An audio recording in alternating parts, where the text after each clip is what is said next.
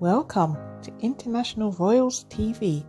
On this channel you will find great content, both old and new, of royal families around the world, so subscribe so you won't miss out on the next upload. Victory for Prince Harry as he won his High Court case that was going on about the phone hacking scandal. So he was very pleased, but on the other hand, Piers was not very happy. And here's what he had to say about it. A short statement for you. Today, a judge in the High Court in London has ruled on various cases, including Prince Harry's claim against Mirror Group newspapers, where I was an editor until 2004. The judgment finds there is just one article relating to the Prince, published in the Daily Mirror during my entire 9-year tenure as editor, that he thinks may have involved some unlawful information gathering. To be clear, I had then, and still have, zero knowledge of how that particular story was gathered. All his other claims against the Daily Mirror under my editorship were rejected.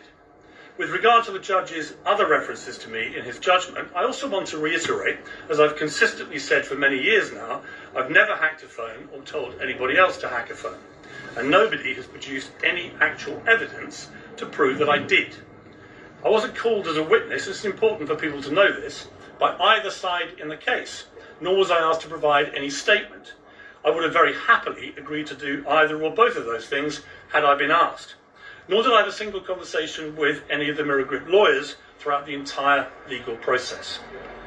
So, I wasn't able to respond to the many false allegations that were spewed about me in court by old foes of mine with an axe to grind, most of which, inexplicably, were not even challenged in my absence by the Mirror Group Council. But I note the judge appears to have believed the evidence of Omid Scobie, who lied about me in his new book, and he lied about me in court, and the whole world now knows him to be a deluded fantasist. And he believed the evidence of Alistair Campbell, another proven liar who spun this country into an illegal war. Finally, I want to say this.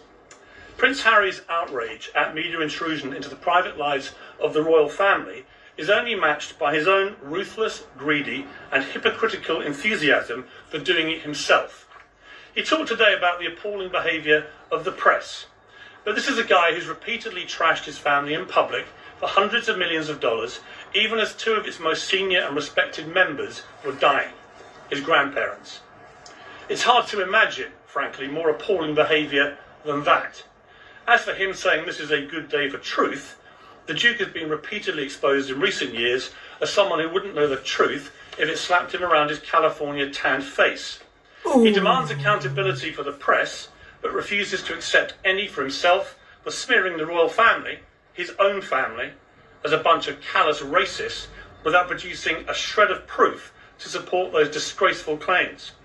He also says he's on a mission to reform the media when it's become clear his real mission, along with his wife, is to destroy the British monarchy, and I will continue to do whatever I can to stop them.